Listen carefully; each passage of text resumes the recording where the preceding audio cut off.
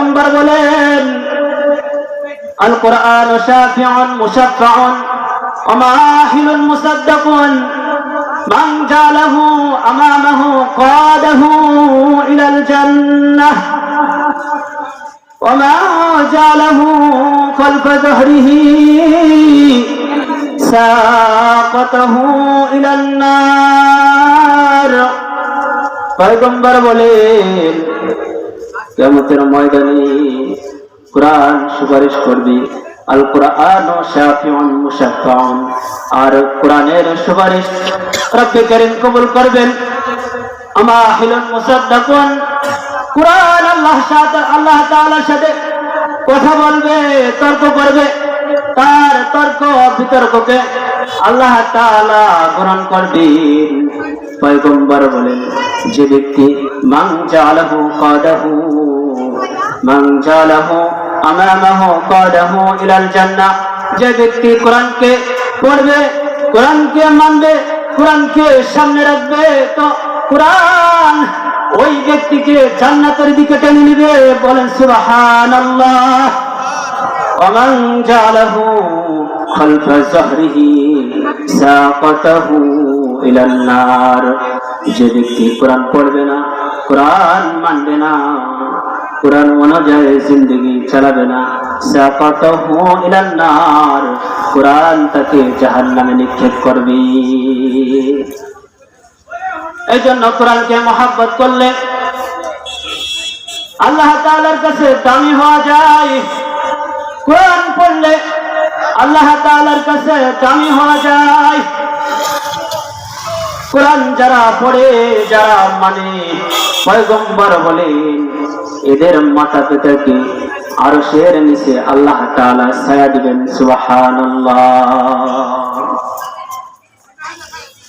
যারা কোরআন পড়বে, কোরআন মানবে, কোরআন অনুযায়ী জিন্দেগি চালাবে, পয়গম্বর বলেন ইকালু লিসাহিবিল কুরআন ইকরা ওয়ারতাকি ওয়ারাত্তিল কামা কুনতা তুরাত্তিলু ফিদ দুনিয়া ফাইন্না মানজিলাকা ইনদা আখির আয়াতিন তাকরাউহা।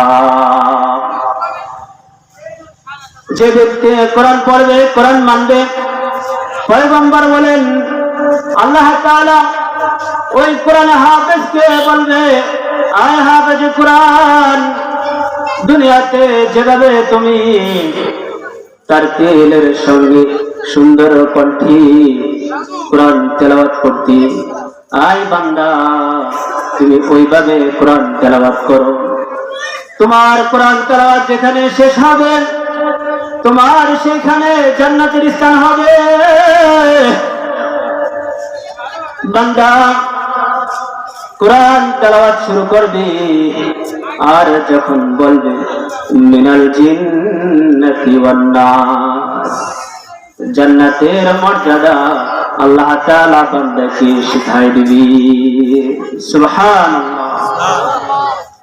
এই জন্য ওই বাবা মা বড় ভাগ্যবান বাবা মা, যাদের সন্তান হাফেজ কোরআন হয়েছে, ওই বাবা মা বড় ভাগ্যবান বাবা মা।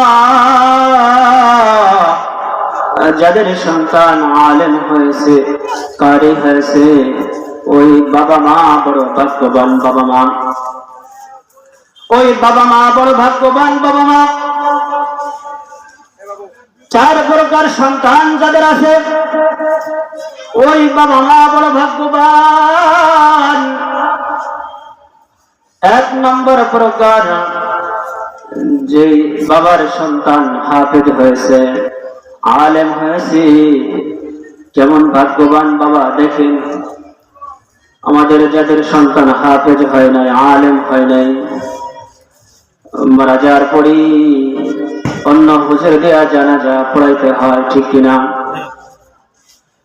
আর যে সন্তান হাফেজ হয়েছে, আলেম হয়েছে, নিজের বাবার লাশটা সামনে রেখে জানাজায় দাঁড়াবে, কলিজা ফাটা চিৎকার দিবে আল্লাহর দরবারে, আল্লাহুম্মা গফির লিহাইয়িনা সন্তান বাবার লাশটা সামনে নিয়ে আল্লাহ তাআলার কাছে দোয়া করবে, ক্ষমা চাইবে, আল্লাহ আমার আব্বাকে আপনি মাফ করে দেন। আরে সন্তান যদি বাবার লাশ সামনে করে কলিজার ভিতর থেকে কান্না জড়িত কণ্ঠে মালিককে ডাক দিয়ে বলে, আল্লাহ আল্লাহ, দুনিয়াতে আব্বা ছাড়া কেউ ছিল না, আল্লাহ বাবার পকেটটা আমার জন্য ফ্রি করে দিয়েছে, আল্লাহ যে সময় যা খাইতে চাইছি খাইতে দিছে, আল্লাহ এখন আব্বা চলে গেল, আল্লাহ আমি সন্তান আব্বার জন্য ক্ষমা চাইতেছি, দয়া করে মেহেরবানি করে আমার আব্বাকে ক্ষমা করে দেন। পয়গম্বর বলেন, যে সন্তান তার আব্বা মার জন্য এইভাবে কান্না করে দোয়া করবে, ক্ষমা চাবে, রব তার আব্বাকে বাবাকে ক্ষমা করে দিবেন। সুবহানাল্লাহ।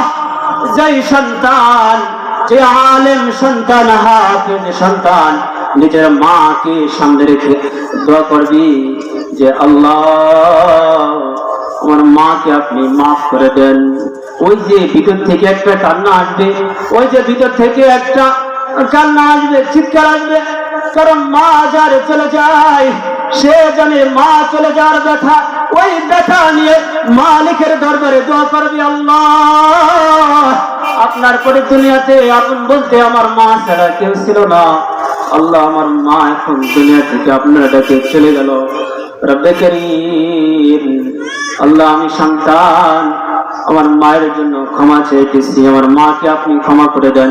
এই হাফেজ সন্তান, আলেম সন্তান আব্বা মার লাশটাকে সামনে নিয়ে দোয়া করবি, বুকের ভিতর থেকে দিল থেকে দোয়া করবি, তো পয়গম্বর বলেন দোয়া করতে দেরি হবে, আমার মালিকের ক্ষমা করতে দেরি হবে না। সুবহানাল্লাহ।